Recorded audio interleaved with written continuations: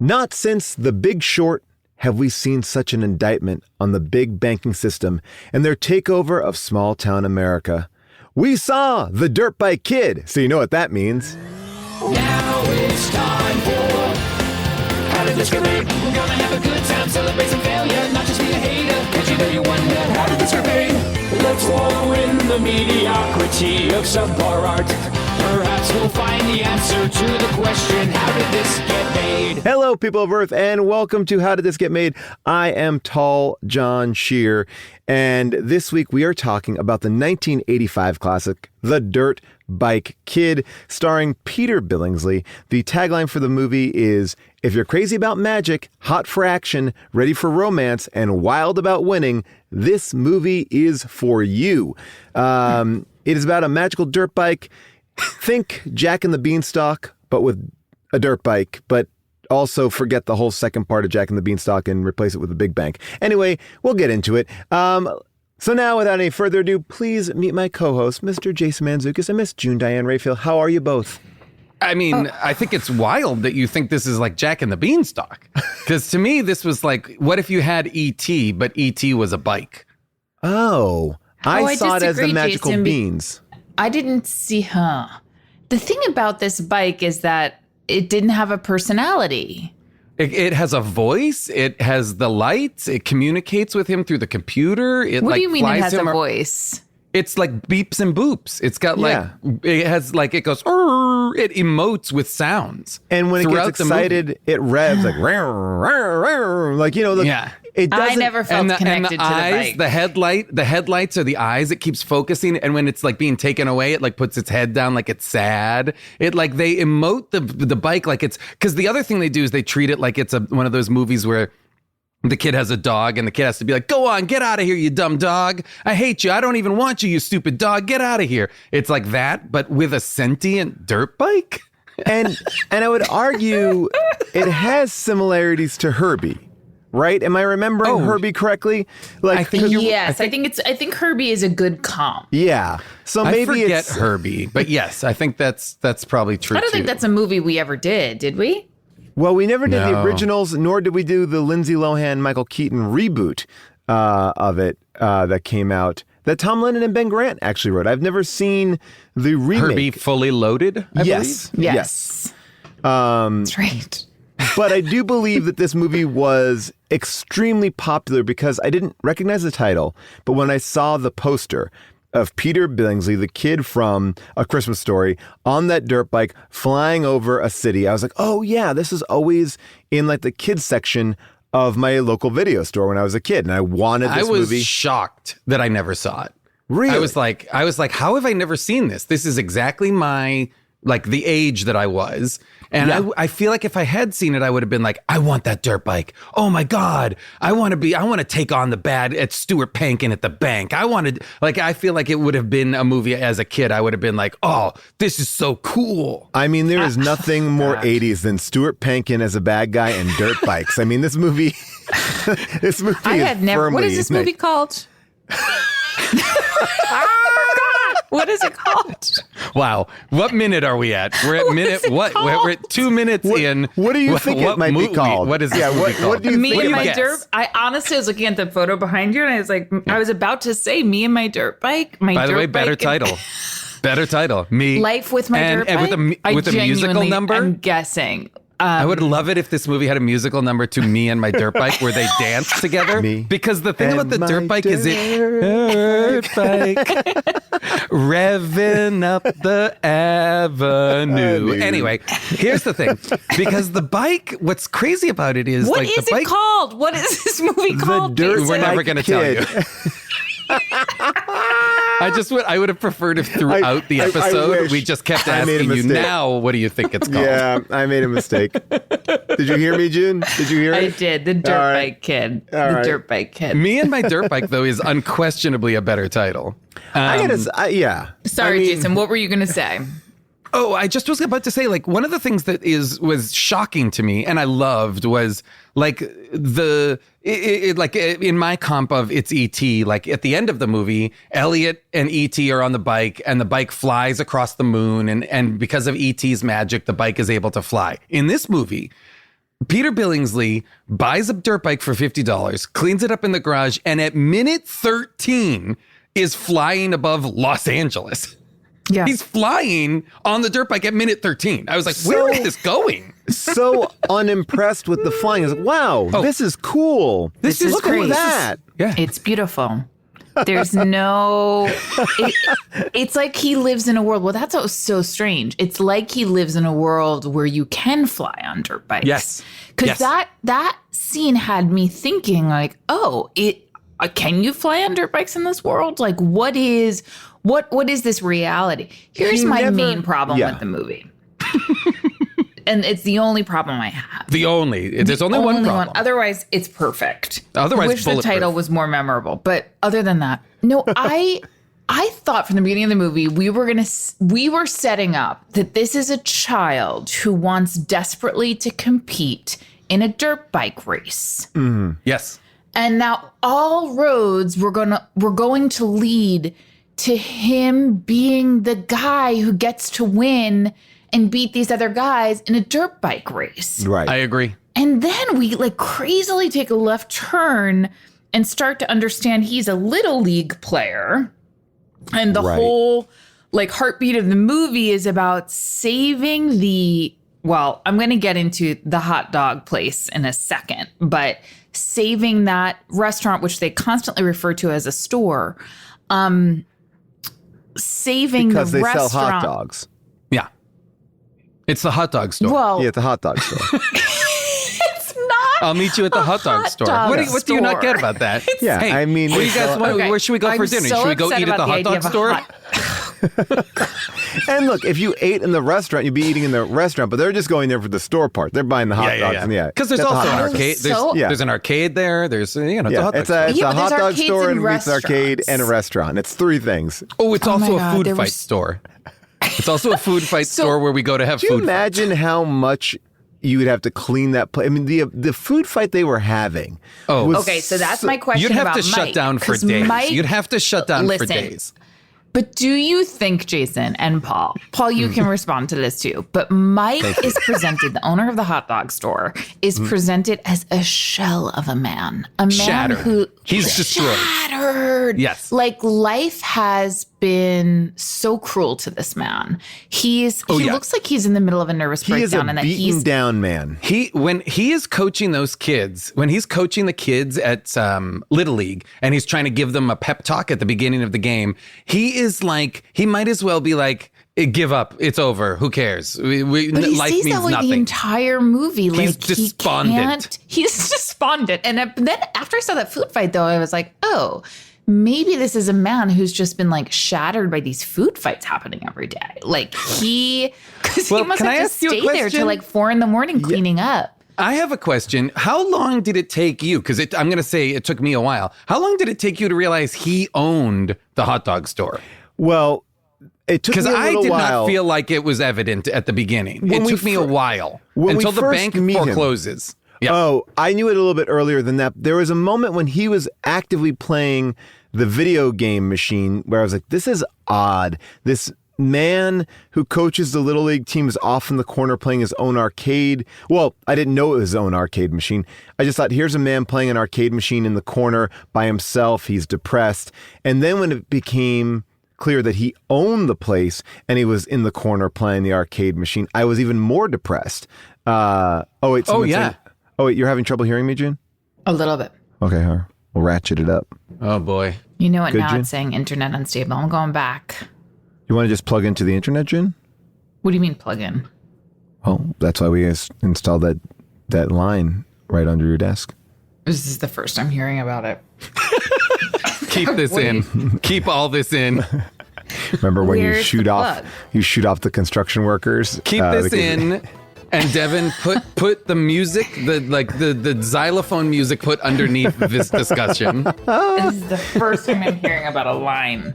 I had no idea I was wired in. Would you like me to come down there and No, and show just you? tell me if I plugged in the thing that goes to the monitor, is Well, it's it's No, a it'll little look bit like more. it automatically looks like plugged in? Yeah. It looks like oh, okay.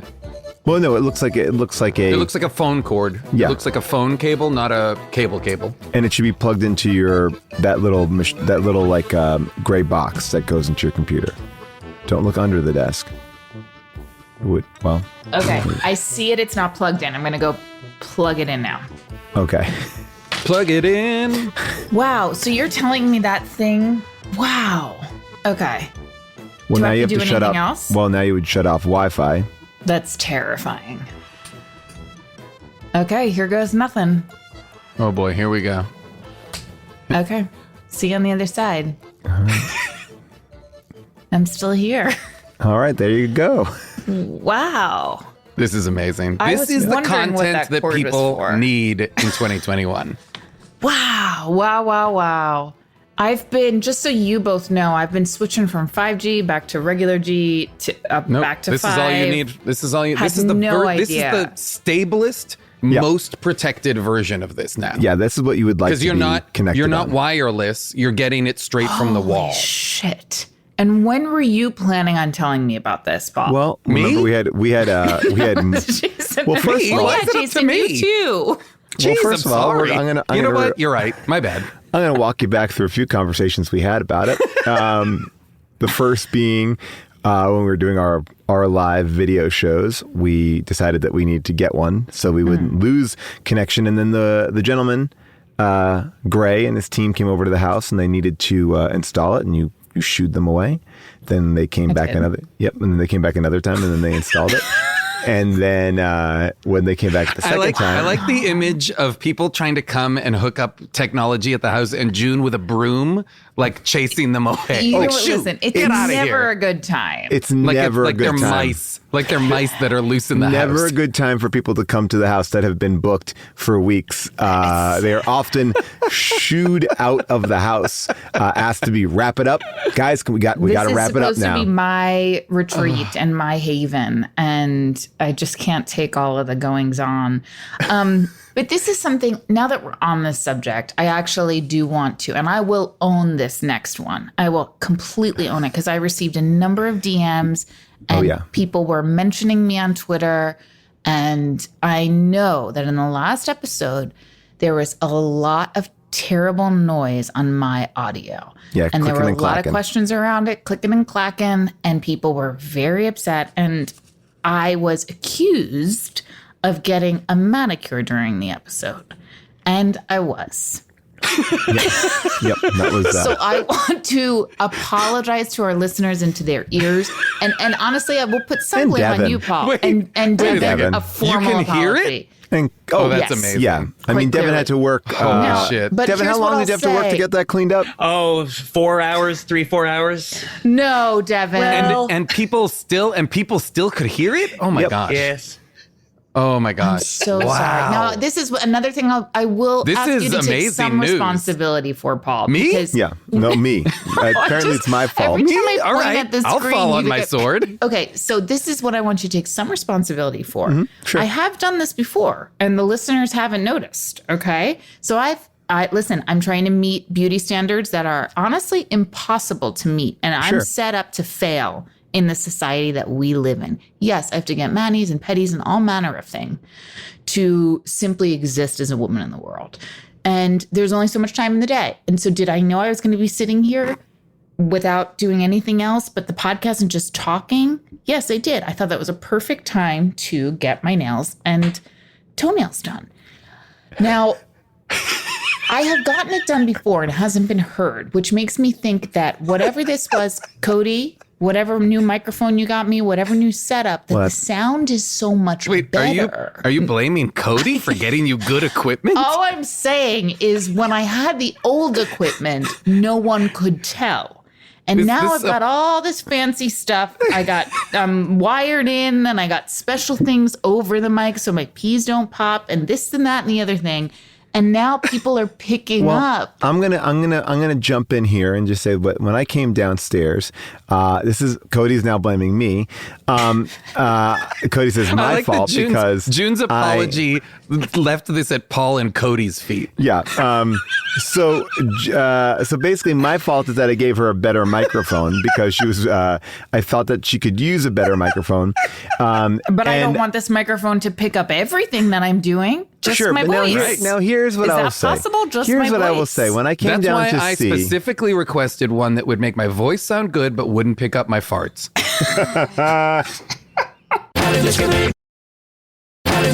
Anyway, time is money, and that is why Mike is so upset in the Dirt Bike Kid, because unlike Jason, I knew that he was the owner of the hot dog place, but I was sad to see him so disengaged. He never seemed to be a person to go behind the counter. To see him playing his own arcade machine in the middle of the day really made me depressed for this man. Oh, yeah. Well, I feel like in that scene is where he says they're going to close the place down or whatever. And I was like, oh, wait, this is his place? Oh, they give an exposition dump in this moment that is massive. And what makes it even more massive is that we weren't even clued into this being part of the plot. What's the matter, Mike? I've never seen you so steamed. Why don't you ask Mr. Hodgkin's personal assistant? Comprehensive analysis made by the bank's computer selected this site as the location for the new bank. Mr. Hodgkins has given Mike 1 week to vacate before they tear down the doghouse. But I'm sure Mike will be Sure, able Michael, what? Go on, Miss Clavell, what? Well, don't you understand? Don't you and your computer understand I'm about to lose everything in my life, everything I've worked for? We've done things like that compute in your comprehensive analysis, huh? Like for me, inside of this movie, again, we're only like maybe 15 minutes in, and we've been introduced to, because I, like June, thought this movie was going to be like a little bit like Rad or something like that, where the racing, because to be clear, at the very beginning of the movie, Peter Billingsley rides his regular bike to a dirt bike rally race or whatever that's called, While like on a mission, motocross race, you know, while like on a it's mission kids. to mom or from mom to buy $50 worth of groceries. With their last $50. She says, this is our last $50. Okay. So Go buy groceries. I was a latchkey kid. I was a kid that was home alone a lot. And I have to say that I don't think this mom was juggling being a single mom as good as she could be, because she's really wanting him to do a lot of very hard tasks. I mean, she's like, you should be cooking the bacon. I don't believe that a little kid should be in charge of a hot, greasy frying pan. I don't think the kid should be in charge of getting $50 worth of groceries. Like, he was doing some insurmountable tasks for his age, in my opinion. How old is he? That's exactly what I was going to ask. And because I wrote down at one point, how old is this kid? Because and how old are all of these kids? Because I was going to say 12. Okay. 12? Okay, yeah. I hope 12, because actually it was his little best friend who's obsessed with boobs and Oh my is God. like very sexual. It made me so uncomfortable because I was like, oh, is he 10 or 9 or 12? That's really different. Because that, to me, that kid, I was like, when I watched that, I was like, oh, that's right. The 80s trope of the young kid perv. Oh, it's so horrible. It's so horrible. Is such a thing that is not done anymore, doesn't exist, but was so prevalent in these movies of this time, is that there was always a kid who was like always looking at boobs and butts, and he's like talking about girls and all this stuff, and he's like Peter Billingsley, he's his best friend. And we know that he's a little bit more of a cad because he's wearing a Hawaiian shirt. And I feel like that was a big deal. Like, even in Splash, John Candy, when we were introduced to him, I think as a kid, his game was that he would spill change on the ground and then terrible habits to teach children and pick up the change to look up women's skirts. But like the same energy was like, he doesn't care about the dirt bikes. He just cares about the boobs. Peter Billingsley. Bo is that kid's name. And he says this line, which I think best sums up who Bo is. He says, after Peter Billingsley has told him all about like the motorbike, the dirt bike rather, flying around and taking him on this big adventure, the kid goes, I don't believe in fairy tales. I believe in Playboy magazine. I was like, Listen, I had a hard this kid is insane. Yeah, I mean, I had a hard time with this movie because of those reasons. Like the sexualizing these young boys or making them like these lustful, pubescent kids was just uncomfortable. And then the boss and I mean, and I don't know. I've actually had a moment where I was watching this where I was like, wow, I just consumed so much of rape culture as a child that I wasn't even able to identify it. It just was what movies were. And I didn't question it. And it was just like, oh, that's what we do to women. That's what that's it. I mean, and it's inside of like that's what the villain does. Like the Stuart Pankin character is the villain and he behaves reprehensible towards women. And that's the way it's kind of framed. But it is behavior that is like across the board insane and not just like once, but is repeatedly reinforced. And not only that, but he is like a predator. He's a predator, but not only that, there's that moment that really, I wanted to cry when the mom is explaining to Jack why she's not taking the job. And she says like, oh, there were other reasons. And he goes, oh, that. It was such a bummer because it was like, oh, this child understands this and this child doesn't question this. And this child has accepted that this is the way of the world. And there's nothing to be done about it because this is how we understand things to go. And it was just, this movie really depressed me. And I swear I won't cause any more trouble. Oh, and Mom, I'm really sorry about costing you that job. Really, I am. It doesn't matter. I don't think I could have lasted very long with Mr. Hodgkins anyway. He wasn't interested in my abilities. What was he interested in? Never mind. Oh, that. Yeah, that scene, this kid has been through a lot. And maybe I take it back that the mom is being hit on pretty hard by Mr. Hodgkins, who they say his name so many times in this movie. I love a movie where... Well, because it's also the name of the bank, too. Yes. So it is, yes. It's constantly being said. We will actually do a little montage of all the Hodgkins later on. Averill cut together an amazing Hodgkins clip. But there's something so weird with this movie because it goes against everything that this movie should be, and it keeps on taking detours, and at the same time... nothing is happening, but the movie is so long. It's almost interminable to get through. It keeps setting things up that aren't real. So like we were saying, at the beginning, Peter Billingsley goes to a dirt bike race. And so you think, okay, he's going to get a dirt bike, which he immediately does. From a weird man, by the way. Can we just talk about this weird man? We got to talk about this creep. We got to talk about this creep at the dirt bike race, who is like the creep who owns the bike? What is his... I don't know if he's God or Santa or... like a BMX Santa? What I'd give for a bike like that. Oh, that bike is special. Special? Oh, yes. But it needs the right rider to make it special. That boy doesn't deserve it. I'm going to have to buy it back. This old man comes up to him at the thing and says, well, that's a very special bike, but it takes a special rider or something like that. And he says it with this real creepy weight. And he's like a stone cold creep. Oh, he looks like what's the gentleman who used to write all those poems? Shel Silverstein. Like he looks like that mixed with that guy who used to do religious programming on like PBS, like a big white beard and just he's too kindly. I didn't trust him because he was almost too kindly. And it was also like classic grooming. Like, here, have this special bite. Like it was really uncomfortable. Which is why I was glad he never recurred. He never came back. Well, until the end. Until the end when he gives it to another kid. But I mean, he never came back into Peter Billingsley's life. He wasn't like, Peter Billingsley isn't like doing his bidding, or Peter Billingsley doesn't have to interact with him again. He's just transactionally there to make sure that the bike gets where it needs to go. Because at one point, because at one point I thought, oh, the personality of the bike because I thought the bike was pretty creepy and lacked a personality. That is that guy. Like that guy Wait a is second. like, You think that he is the bike?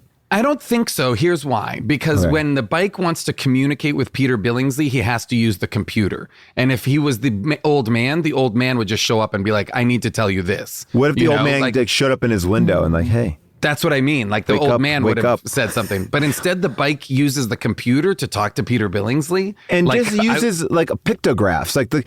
He accesses the computer to say, computer, telephone, or he says like telephone lines, bank, telephone lines, bank. Like that's how he's communicating with it.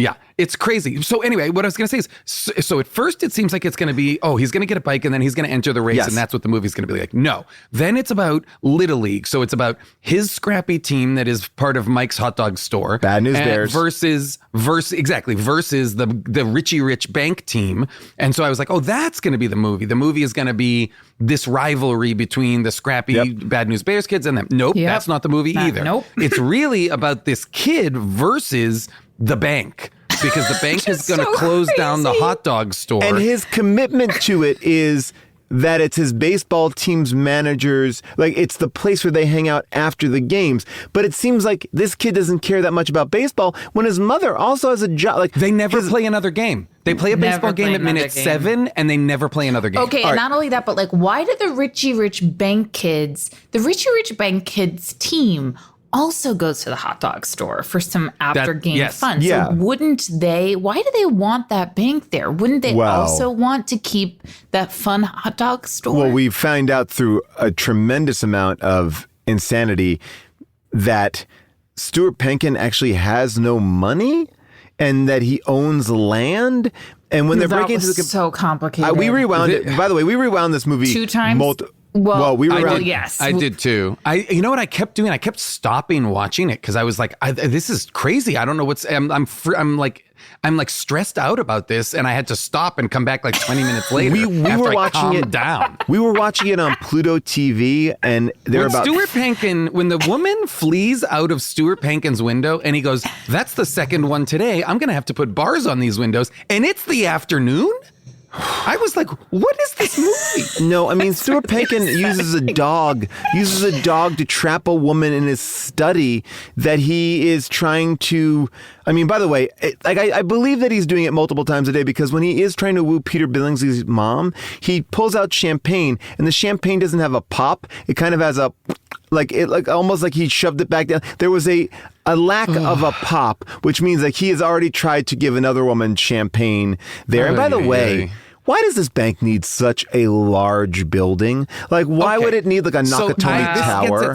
This gets at something else I want to talk about, which is the movie is 100% small town America. Would you guys agree? Yes. Right? It feels like everybody knows each other's Even business. when Everybody he knows flies, each other. Even when he flies over the town, it's Los Angeles. There's no landmarks though. Like he goes, when oh my God, flies, this is it's beautiful. It's skyscrapers. He's flying over a city with skyscrapers in it. You're right. And I'm like, where the fuck is... I think right. It's the same green screen they use in Supergirl, by the way. That's what it is. They're flying over Los Angeles, but he lands in like Ohio. Yeah. Or something like that. You know what I mean? Like, I was like, this doesn't add up at all. Like, I get it. So Stuart Penkin seems to be like building a big city bank, but the town is miniature. You know, the town Again, feels why so would small. you need, like, Stuart Penkin's bank seemed very, like, Mom and pop. The Mom board of and pop, directors like- is like- 4 people. Right, The board of it's- directors is 4 people. and the board of directors, and he seems to be the face of the bank in so many ways. So much so that like when they walk into the bank, it says like good rates, good service, good banker. And it's all these really terrible photos they clearly took with Stuart Penkin, like during a costume fitting day. Like if you look around at every photo in this, it's like just a tight close up of Stuart Penkin's face. And they've put it in frames, on walls. It's all over the place. I love that Stuart Penkin also in the bank, well, actually a couple times also during the press conference, he acts as though the models that project what this building is going to look like that will take over Mike's hot dog shop are the thing itself. Like when they get destroyed by the bike, because the bike, Right. Yes. like yes. the Oh, main not the action actual. Like sequence- they're not women models. The. Oh, sorry. No, the sort of like Wait, were there women models? No, I in just this? for people who are not going to clearly watch this movie, I wanted to make sure that it was clear that there are architectural models of Architectural the bank. models, yes, like little dollhouses. The main sort of action sequences in this movie are the bike heading into indoor spaces. Like the bike is constantly riding into the bank, okay, and crashing into these model structures. And Stuart Pinkin is behaving as though the bank itself has been crashed into, or that his project has been destroyed because these little sculptures have been destroyed. It's very strange. But by the way, this reeked of ladybugs to me. Like it felt the same way, like an obscene like loyalty to a like a tabletop architecture of what the future will be. And it's no, my buildings. And the motorcycle, I have to say, is very ginger, because when it does even jump up on the table and use its front wheel to kind of crash the model, it doesn't really destroy it. It just kind of like knocks it down like a house of cards. It's And to be clear, like what's happening in the movie is that Peter Billingsley is on the dirt bike. This is a motorcycle. This is a small motorcycle. Right, yeah, this is not a BMX bike, yeah. Just so everybody understands, this is not a bike you pedal. This has a motor, and it goes fast. But Peter what is Billingsley the difference does between, But what, Jason, is the difference between a motorbike and a motocycle? I think it's just, my guess would be the size of the engine, such that like a moped or a motorbike is like, it has a smaller engine and can only go so fast, and a motorcycle has a bigger engine. But that's just me guessing at what the difference could be. The bike that you have downstairs, that's considered a what? An electric bike. Okay, that's an electric bike. Yes. So that's like a new thing, though. Like I don't, the type of bike this is. It to me seems like the junior version of what motocross people drive. Right. Well, because to me, when I was a kid, courses, I wanted a dirt bike when I was a kid, but I didn't like understand this? a You dirt. mean like a motorized dirt bike? No, I understood a dirt bike to be like a BMX bike. Like it felt like that. I agree. That's how I gas understood in this it. Thing? Yes. No, well, that one, the one in the movie, yes, because that is a motorcycle. The one that I wanted was like a BMX bike that just had cooler wheels, and you're like, oh yeah, this is a good dirt bike. Not a. I believe that when we did Rad, those were dirt bikes. Those are not motor. Those bikes. are like BMX bikes. So yes, you're those telling are pedal me what driven. he has is actually not a dirt bike? I think it was probably at the time called a dirt bike or something. I think we're getting into like the weeds here of like nomenclature, because I think like probably it was because at the time there was no electronic bike. There were bikes with motors and bikes that you pedal to move, right? Yeah, dirt bikes are definitely how they are portrayed here in this movie. I think for me growing up, dirt bike felt like a pedal BMX bike. I agree. Like, for example, I would have described Rad as a dirt bike movie. Yes. But I think I don't know. It's a nebulous Here's kind of a thing here. I looked it up. Got it. A true BMX bike started it all back in the late 60s. They were knockoffs of motocross motorcycles, and they were designed for racing over jumps and around berms in the dirt. So what we're talking about is that's a motocross motorcycle. That's what he has. I think he just has a junior version of that. Yes. Like it doesn't go as fast, not as powerful, perhaps. Yes. Because a 13-year-old, and by the way, all of the kids in this town, even when later at the hot dog shop, the hot dog store rather, later Bo is talking to two girls their age, and they are also on motorized bikes. Yeah, Everybody in this town has it. Every child in this town is on a motorized gasoline-powered vehicle, and for must $50, go 25 miles an hour. I mean, this kid bought this one. The reason why we're introduced to and our not Herbie, a helmet in sight except for on Peter Billingsley. Oh, and Nobody's Peter wearing Billingsley. helmets. Peter Billingsley has one of the funniest bits in this entire movie, where he constantly can't take on or take off or put on his helmet because his glasses are on his face. So the glasses are constantly being pushed down, and he's got to take them off and put them through like the lens area or take them off. Like it's a very cumbersome. His helmet glasses business was pretty funny, I will say. It's pretty great.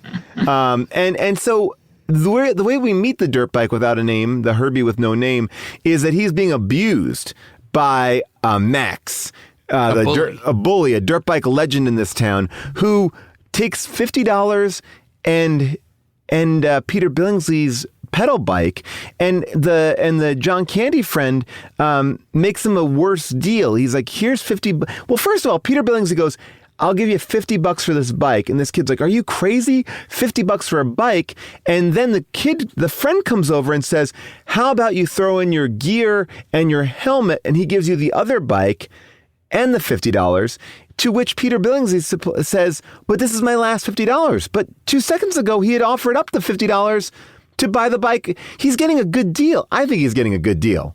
I mean, that dirt bike is worth more than $50. Let's be very clear. The bike is sentient and full of magic, so he gets a very good deal. Yeah. Here's my question about the bike. So do you think the bike was throwing Max off of itself because it was the wrong? Okay, so it definitely was.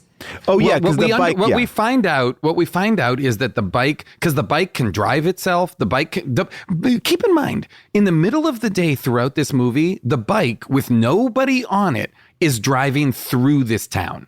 Like, the bike drives out of the bike shop after the mom sells it and goes and finds Peter Billingsley at the baseball field. Creepy. That bike was unmanned. There was nobody on it, and it went all the way. And nobody the bike is like, goes to jail. This bike is arrested and goes to jail. But twice in this movie, police officers handcuff the bike like it's a perp. And no one reacts to this bike being sentient in any way. Like, I will still go on and just say that it never does Peter Billingsley say, "Oh, Mom, my bike can fly." Like, that seems to be like just yet another interesting thing. Like I get I get the sentient. I get controlling the internet and the computers. I'm kind of losing it at flying. Like, it becomes the flying is crazy, because I think what you're meant to assume is Peter Billingsley is doing nothing. He's just sitting on the bike. The bike does everything. I don't think he knows how to drive the bike. I think the bike is doing all of the work, and he's just a passive passenger. Now, would you agree? Yes, I would agree. Now, here's my argument. The only reason why I think this bike would get this worked up is if the hot dog store was a gas station. Sure. Because they were taking away the gas station. Like what vested interest does the bike have in saving the bike seems to be somehow wanting to help Peter Billingsley's character. It's kind of like, isn't this kind of like E.T.? The bike wants to help Peter Billingsley's character with his journey, but the bike is too much, and he has to keep kind of pulling it back from exposing itself or from going too far. But wouldn't his journey be to get his mother a job so they could actually have some money and groceries? I don't know. I agree, but he seems more interested in helping the hot dog store. That's what I'm saying. Well, he seems to be irrationally. It's a long way. We got a long road to get there, but she does end up taking on the hot dog store as a client. Now, what her role is, I don't know, because she's unemployed. But she has a line where she says, "I'm so happy to take you on as a client." Yes. And I was trying to wrap my mind around like what, and then he sort of takes her in the store to see all of the changes she's implemented in the hot dog store. But what is her job? You know, she at the beginning of the movie, in the very first scene, Peter Billingsley's watching TV and she's on the phone with the bank because they're going to give her a job interview. And she says, yes, I can do this. I can do that. I've done this before. I've done that before. So everything you need, I can do. And so I am assuming it's some sort of marketing, publicity, something in that realm that she was going to do at the bank, was willing to do at the bank if they had hired her, if Stuart Pankin hadn't been such a creep. And now she's doing it for Mike's hot dog shop. And Mike has as much money to hire her and keep her on payroll? That I don't know. I mean, that when I can't see quite her, figure it seems out. all she's doing is like setting up the red ribbon, to cut through. Yeah. But I mean... I listen, I'm glad she's employed because Paul's right.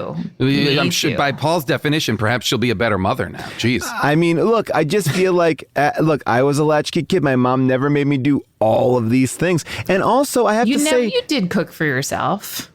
I did at a certain point. You're right, I did. But I feel like bacon was there were certain things that I was You better draw at the cooking. line at bacon? Well, I guess I cooked So pork chops. your real problem was just the bacon.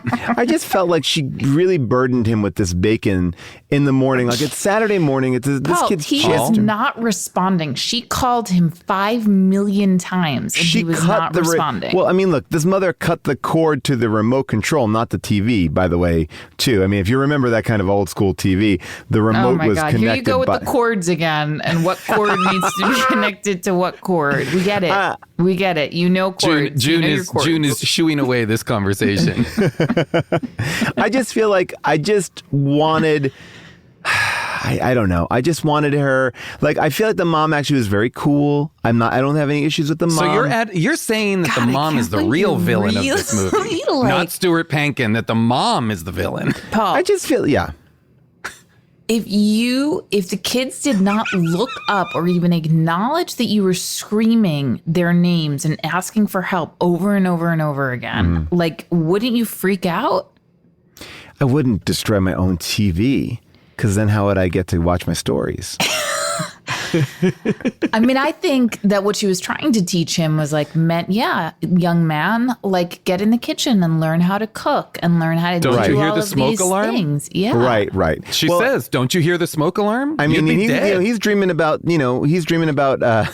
about like, well, again, this movie The dirt does bike race. The dirt he bike just race. saw the commercial for the dirt bike race, didn't Yeah. he? Wasn't that it or something? Yes. Yeah, and maybe he needs a moment to daydream. They always say the creatives need a moment to daydream. Maybe he just needs a moment. If he wasn't open to this, maybe he would never have interesting. gotten to the place to get the bike, to get his mom a job working in advertising. So that he can start doing comedy and he can figure out how to start podcasting and really figure out how to get his life going. It's really interesting how much you identify with the Jack character. I'm just saying that Jack, is a little bit misunderstood. I do also. I am. Listen, by the way, if he had continued to watch TV, like we wouldn't have a movie. Yes. If she kept that cord in the Wow, right spot. yeah, you're right. You're right. Yeah. Movie. If Wow, he you're right. continued to watch TV, he wouldn't have. If his mom hadn't made him do the grocery shopping, which you have criticized her for, Paul, that Over she's and making him over do. again. You said all of the grocery shopping. $50 to say your last $50 to give to a 14-year-old and expect them to go there without Oh, so a now car. he's 14? Well, Now he's 12, 14? or maybe he's Interesting. 10. Interesting. So he has to do, so the mom is the villain, this poor kid, but if she hadn't forced him out of the house, he would never have gone. The creep would have never set him up with the bike. He would never have gotten it from the bully, and he would never have flown and saved the day and become the hero that he became. So maybe the mom is the hero? Okay, all right. You definitely, you definitely have opened my eyes to something. I do think that the mom was very chill when he did say, "Hey, Mom, I lost the last $50." She never got mad. The mom was pretty even keeled for the last $50 to be spent and her to have no reaction. And for her to also just be, I guess she's negligent. She puts the Walkman on, doesn't know that this boy has disappeared for the entire night, literally flying around, being chased by the police. She's just bopping around on her Walkman, listening to like Simply Red or something. And, I just feel like this mom should just know where her kids are. Paul. Wow. I can no longer stand for this. Like, she is doing the very best she can. She takes an interview at like 10 p.m. at night. Well, all the interviews in this movie are wild because it seems like he's watching TV. It's Saturday in the morning. He's eating potato chips. She's making bacon. She's on the phone doing a full interview with the bank on a Saturday morning for a advertising position. Look, there's some timeline issues. They also do that thing where like things are happening in the middle of the day that would absolutely be happening at night. It makes no sense. And she doesn't react. Like her son literally runs into this office. Yes, he saves her from an assault, but also that her son's on a motorcycle running through the bank and an office, and she never seems to be like, what is going on? She doesn't seem to be overly concerned, or is she? Well, it would be one thing if her son showed up at the bank because of an emergency. Right? Okay. Now, that he shows up at the bank, inside Stuart Pankin's office on the motorbike, and then the motorbike destroys the model. Not Helena Christensen, but the model bank, the architectural model. Like, I would feel like the mom would have every right to absolutely ground him and get rid of that bike, but not the case. Like, she's very, very forgiving of him, in a generous way. She seems very generous. I mean, look, but because his behavior is insane. Well, I mean, that's what I'm saying, June. And thank you, Jason, for getting on my side here, because again, I'm going to say that I'm not on your side. You are, and I really. She's a saint. She's doing an she cuts the amazing cord. She's She cuts doing the the best cord she on can. she cuts the cord on the TV I for think that's not what you're mad at. For not hearing. I think you're mad that she cut off his TV. That's it. That's it right there. All I want You're is like, my mad at ladies to me be for more like cutting the Mrs. cord. Covell. I want Mrs. Covell. I want more Miss Covells, less. Wait, do you mean Mrs. Clavel? Oh, Covell, yes. I want more Mrs. Covell. I just kept on saying Covell because of the local wine Which bar is the here. name of a wine bar in LA, yes. I want more Mrs. Clavel. I thought that I loved her relationship with Mike. I thought that there was something steamy there. I thought there was a love there. I thought that as an adult watching this movie, I'm like, I get this is a kid's movie, but it's got There's something deeper, for you. a deeper emotional resonance. The movie definitely obeys kid logic. Like, the movie is not interested in adult logic or normal adult storytelling. It is kid logic. Except, like, that's what Jason, Yeah, go for the sort of like trying to understand the corporate holdings of the bank and what exactly. Well, but that's actually, I would argue, it's so confusing that because it is kids kid don't logic. understand it. I guess you're right. It is kid logic because they literally, it's at a certain point, it's just jargon that kids don't understand. But it's like tough because it's when like Bo, it's sort of what he's supposed to. It's what Jack is supposed to nail him on. Like, we know you're doing this, and Paul and I watched that scene 3 times, and I was like, doing what? What does he do? What is it? What's the what here? Okay, so my basic understanding Go ahead. that Stuart Pankin It wasn't like a WeWork situation. I haven't seen the documentary, but like how I don't know what was, the WeWork situation is. Basically like owning real estate and then renting it back to themselves or whatever they were doing. I think that's exactly what he's doing. Yes. So he was he was positioning himself, even though he had the pocket watch and the giant mansion. He was not as rich as he appeared. He only had $1,000 in the bank, but he owned property that he was going to have the bank buy, but he actually owned it. So he was going to make more money, but it even seemed like the money was low. Like the plot of land seemed like it was $5,000. Like $500,000. $500,000. Okay. So, so he was going to make a lot of money there. I don't know where his money was spent. I mean, clearly he's financing baseball teams. He has time to leave work to go to baseball games with a cane. Did he have a cane? Or I'll am be I imagining honest. that? The thing that is the most upsetting for him, as in terms of being a good manager, is when Bo, the pervy friend, and Jack go to the computer lab, which is where ? I don't know where they go. The library? They go someplace. No, it's the middle of the night. They go someplace in the middle of the night, and they go to a computer lab and they hack the bank system. And when they do, they just wreak havoc. Like, Bo gives like the widow in town $1 million. They just start like, and very that war to me games, is, like very war games esque, Yes. right? Like, okay, now we can control everything. Yeah, But I mean, Stuart these kids are Pankin bad. doesn't seem to be upset that there's $1 million that's going to the wrong place. He's just focused on getting his own $500,000. I was like, I don't understand this at all. I don't know. Well, because it's FDIC insured.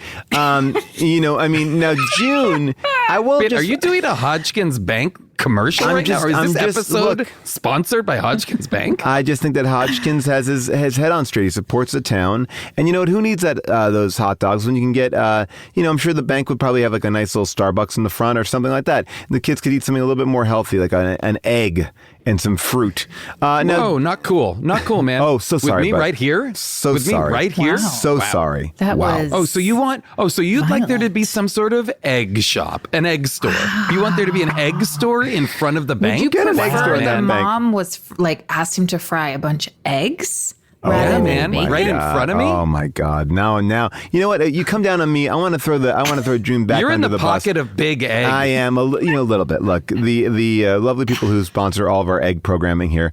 I thank the Egg Federation for giving us a I now large amount have of money. hives. A large I have amount. hives. I have to get my EpiPen. June, you I want to just say, I don't want to call you out for this, but Okay. you, I think, didn't like the way that Peter Billingsley played baseball either. I mean, we did rewind that section of the movie quite a few times because you felt Now that Peter listen, Billingsley, I was, not to make anyone uncomfortable here, but I was an umpire for Wait, softball what? games. Wait a second. I was waiting for you to say I did play softball. Well, I You did were an play softball. That's what I assumed too. Yes, I did play softball, and I was also an umpire. And so A junior ump? At what age? I was a regular ump. Like when I was a teenager during the summer, But for like umped. younger kids, right? For like kids this age, like when yeah, you like were kids this age older, who were playing okay. softball. You were umping. I never knew that you were an Wow. umper. Yeah, and I mean, I think I did it one summer, and so How many games, June? Like let's get like 4. Well, I did make one very bad call that, to be quite honest, like Oh, kind boy. of haunts me. Like this is real What- talk. It really does. Like I don't know Really? what I was thinking. Let's I get made into a it. bad What was call. It was sort of. I think it was the infield fly rule that I was always a bit fuzzy on, and I don't know. I really don't know what happened. I don't actually know what the Yeah. infield fly rule is. Want to test you out I'm right being now? serious. Yeah, let's see. Well, I'm gonna. well, don't look it up yet, but I believe the infield fly rule was that if in softball it's hit in the infield and it's up and it's like it's going to sort of be lobbed into the infield, that it's automatically called out. So you call the out before someone catches it.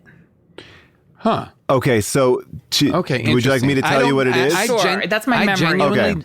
I'm being serious. I genuinely Never don't heard know of that. this. I played Little League, but my father once told me, he was the coach. He said, I knew that you weren't really interested because I put you at shortstop, and when I looked over, you were practicing moonwalking That is pretty in the great. middle of a game. In the middle of a game, I was practicing my moonwalking.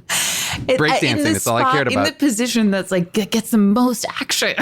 Yep. Nope. Just moonwalking. Yeah, no time. Just out like, there trying to perfect the present. moonwalk. Yeah. Yep. Okay, so this is the rule, June, and I think you're kind of right, which is the infield fly rule is a rule of baseball and softball that treats certain fly balls as though caught. Before that ball is caught, even if You the call infielder fails to catch it or drops it on purpose, the umpire's declaration of an infield fly means the batter is out and all forced plays are removed regardless of whether the ball is caught. The rule exists solely to prevent the defense from executing a double play or triple play by deliberately failing to catch a ball that an infielder could catch with ordinary effort. Yes. So Oh, even you explaining that, I'm a little confused. But okay, cool. But that So it just says like speaks to the a fact ball that it's batted confusing. a ball batted into the air subjects base runners to a dilemma. If the ball is caught, they must return to their original base. If not caught, the batter becomes a runner, and certain runners are forced to okay, advance to the next base. Base runners study the field and it's advance supposed only to like far enough. equitably kind of even out. I understand it a little more now. So, yeah. Okay. So I think I either didn't call it or I called it when I shouldn't have. And it was like a winning in boy. sort of, in the final moment. And my dad saw me do it and he was really upset. And the coaches and parents were screaming at me. I mean, I had to like run to my car to get out of there.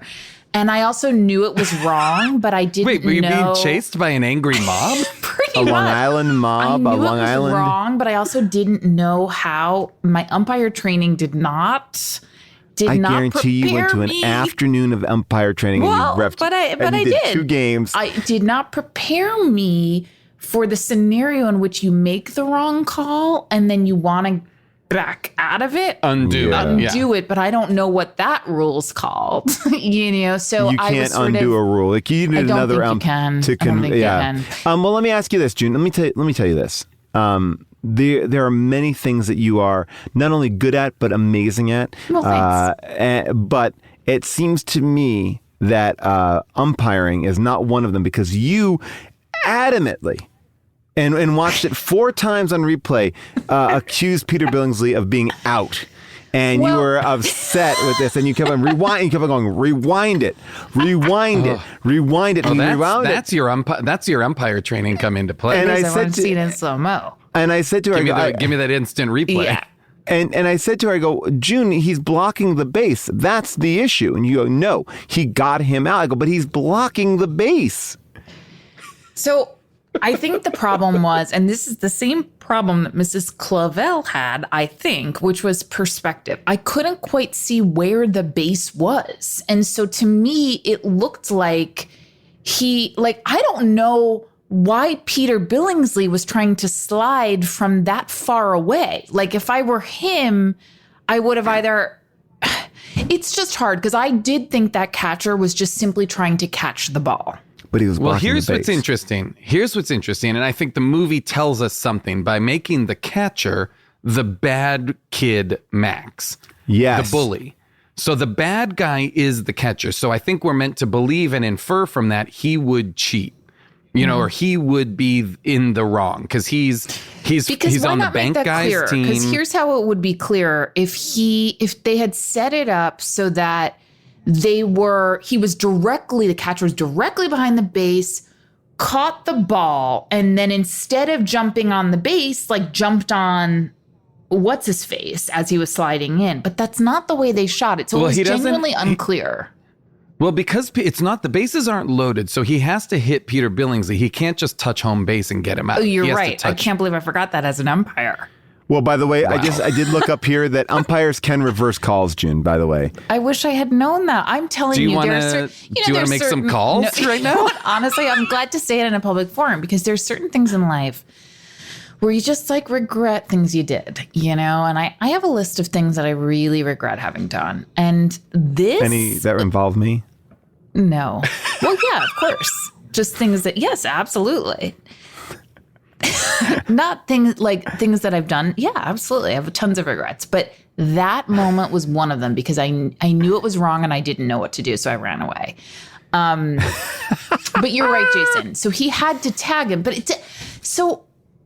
But you're right in the sense that the argument that they're making in the movie that sad coach Mike, who owns Mike's hot dog store, is arguing is that the kid was blocking the base, is that Max, the bully, was blocking home plate. And by the way, we are told that this kid is as bad as Stuart Penkin because Stuart Penkin goes, "Ooh, you could become a bank manager one day." He likes that kind of moxie on a kid.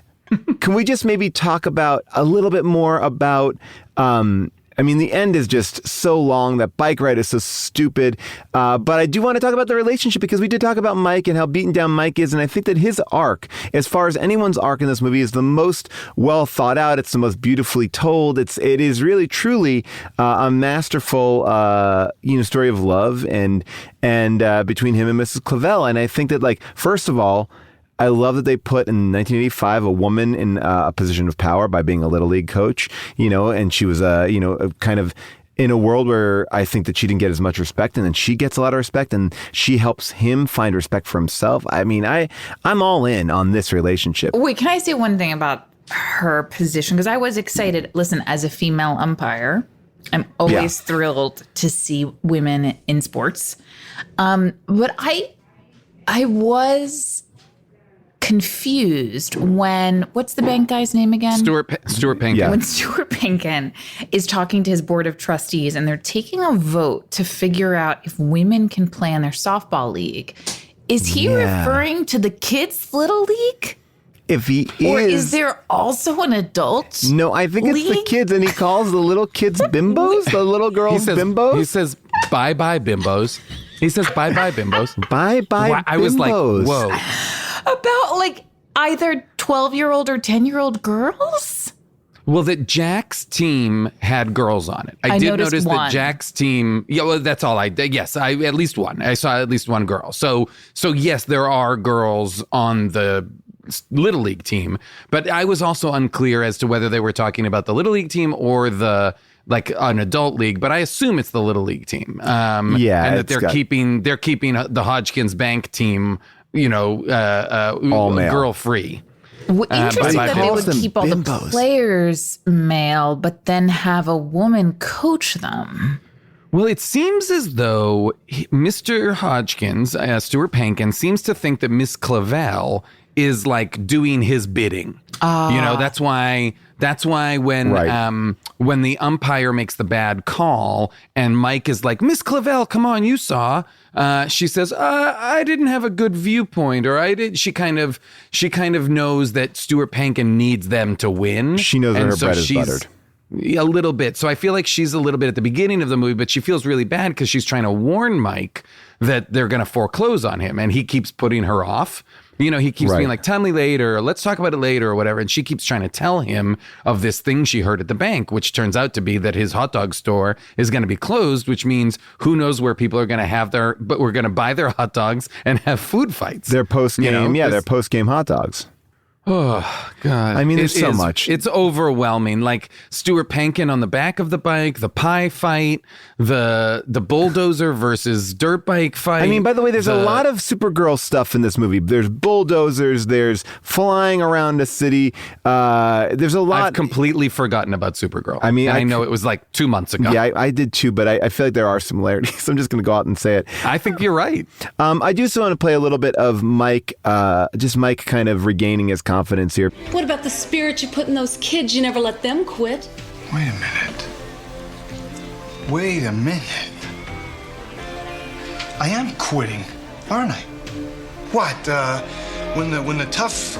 No. When the going gets tough, The tough get going. It's not over till it's over. I mean, it's not the size of the dog in the fight. It's the size of the fight in the dog. This fight isn't over yet. I gotta believe what I've been telling these kids all along. Now you're talking. It also reminded me of Maximum Overdrive. Oh, you're right. It has some elements. There's so many vehicles without drivers. Yes. I want to get into this. Machines. Why? It's bold to make. I mean, Herbie, I believe, is the spirit of a race car driver inside a car. I'm pretty sure. I'm going to look at it right now because I don't think it's just a sentient car. I thought like somebody dies and then. Well, that's the thing. Okay, so that's a great point, which is we never learn the story of the bike. Yeah, Nor the dad. Nor the dad. At one Although point, the did you think the dad was the bike? Oh, like Jack Frost. Yeah. Oh, I never. Oh, that's interesting. Oh, that's cool. No, I didn't. That would have been interesting, but then that's proven not true by the fact that the bike then responds to, at the end of the movie, a new kid gets the bike, and the bike presumably takes him on an adventure. But that what I felt like was missing was like there's no curiosity. Jack or anybody else seems to have no curiosity as to why the bike is alive, why the bike is doing this, what is the story of this bike? And the old man, the creepy old man, seems to be the only keeper of this knowledge, and he just doesn't share it. Like I kept thinking, at the end of the movie, that old man's going to show up again, and he's going to tell us the story of the bike, right? And we'll get some closure on this. But instead, the bike just seems to be like a magic talisman that goes from kid to kid, like turning them into a hero, I guess. I don't know. Yeah, it seems like Herbie is not he's just a sentient car. It's just a car that, it doesn't seem like we know why. So, yeah, so I guess this follows the same idea. I mean, there is a Herbie the Love Bug movie where he gets possessed, but that seems different. By Jewel Thieves. Oh my God. But oh my God. But here's a little bit there are bikers in this movie. There are real motorcycle bikers. A biker becomes a banker. A biker to banker. Yeah, one of whom says about the kid, he says, I'm gonna light this kid on fire. Oh God. Like, can you imagine being a kid watching this movie and being like, wait, adults can light kids on fire? By the way, is that an option? By the way, that's another reason why it's similar to Supergirl, because those truckers kind of try to beat up Supergirl, and these bikers have no problem like beating the shit out of a 14-year-old kid. No, sure don't. I will say, and these are like 40-year-old men. Oh yeah, big men on motorcycles. Wasn't his name Mr. Slimy or something like that? I can't remember. Yes, something. I did like when they. Well, I mean, there's a lot of destruction in this town, especially when the cop with the sidecar. I mean, it's a cop with a sidecar. That cop was funny, I will say. Yes, I thought so too. Was funny. I also thought the 500-year-old security guard was funny. who clearly Also was funny. ADR'd Yes. by somebody in the booth doing an old man voice. Hey, you kids, get out of here. Like, clearly was not his voice, but it was like the person who's sound mixing was like, I can do it. I got it. Don't worry about it. Give him 2 lines. All of the police stuff was like pure like Simpsons Chief Wiggum level police at work. It was really making me laugh. It is so good. All right. Well, obviously we had an opinion about this movie, but there are people out there with a different opinion. It is now time for second opinions. The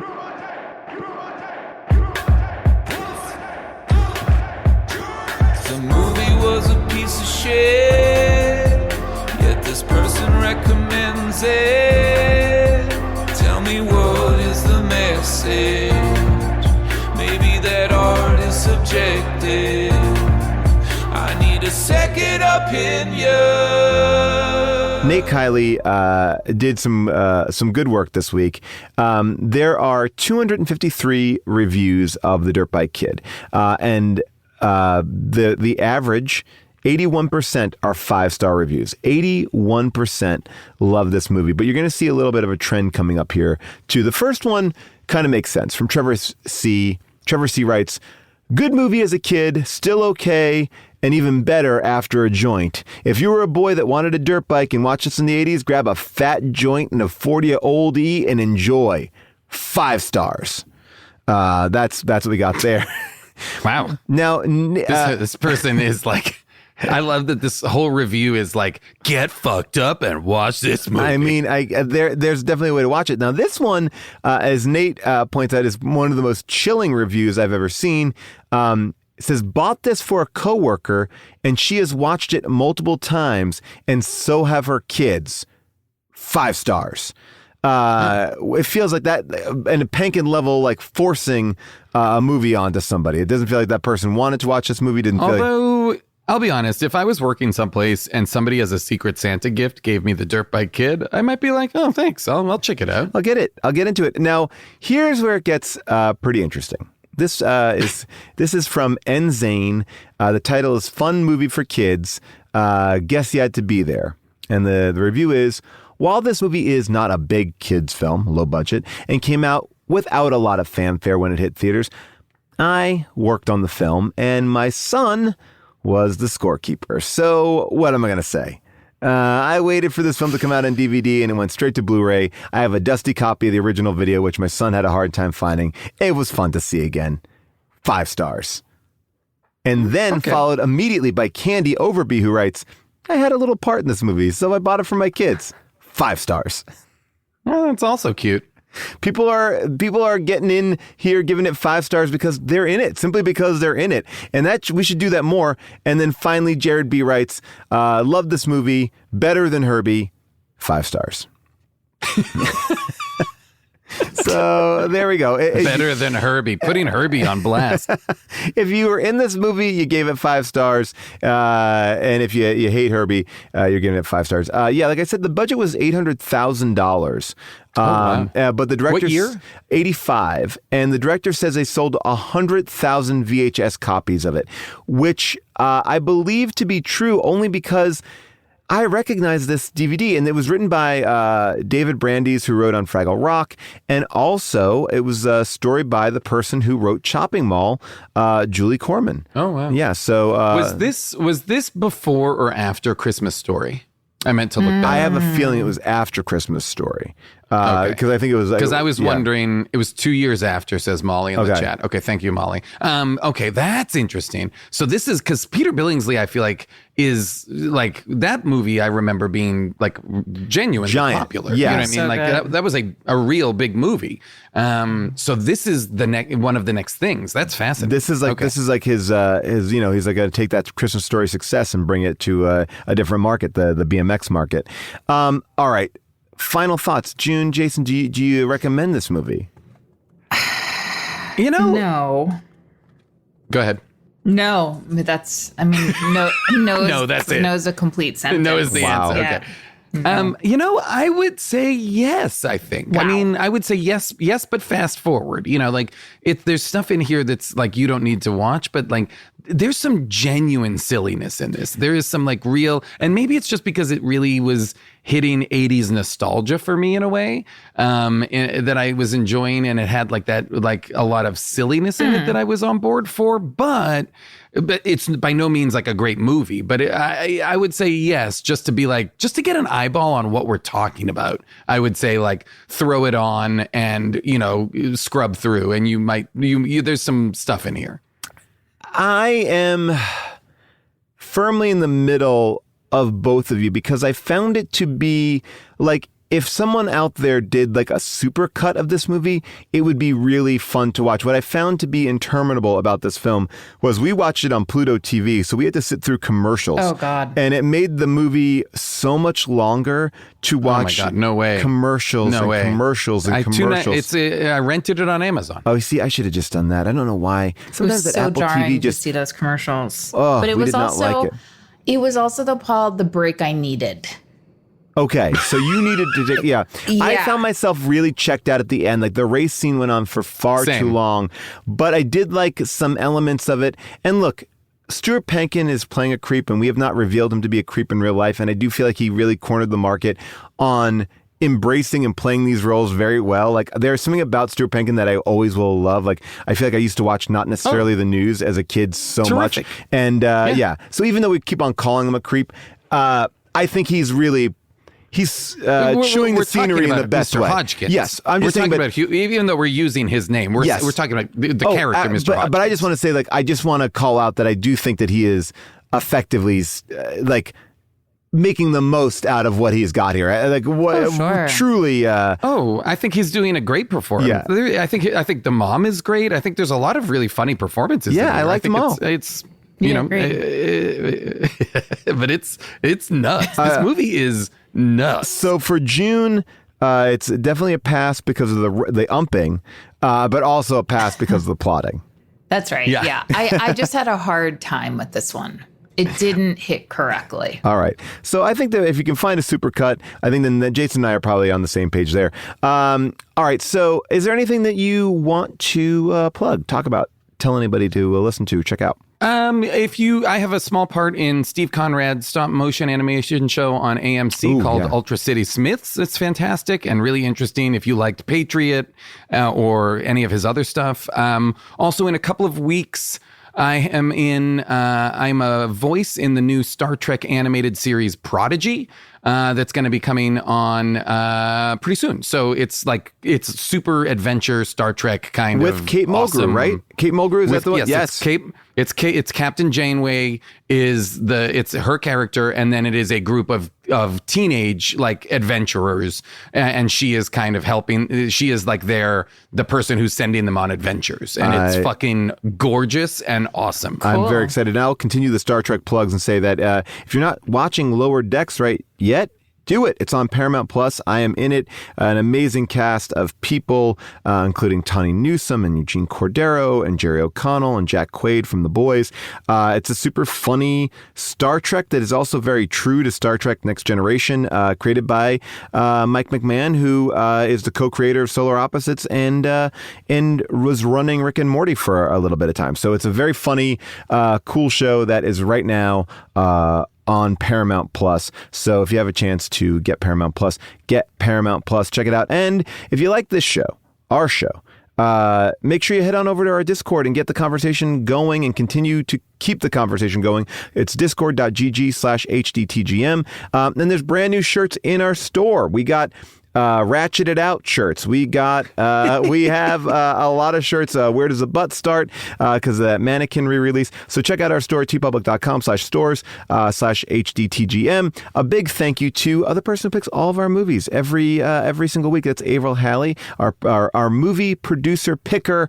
And she's got a great YouTube channel called Movie Bitches, where you can hear little snippets of that on our mini episodes. But a giant thank you to our super producer, Cody Fisher. producer, the brother of Kobe Bryant, our sound engineer, Devin Bryant, of course, our MVP, Molly Reynolds, and the person who gives us all the research. Everything that we need to know for every one of these episodes goes through Amazon reviews in a ridiculous degree. I'm talking about Nate Kiley. Nate, thank you so much for doing all your hard work. And the person whose last stop, everything goes through him, July Diaz. Thank you, July, for everything that you do. Thank you to everybody at Earwolf and all the people who design and make all this amazing art, like the ghost of Craig T. Nelson and Kyle Waldron.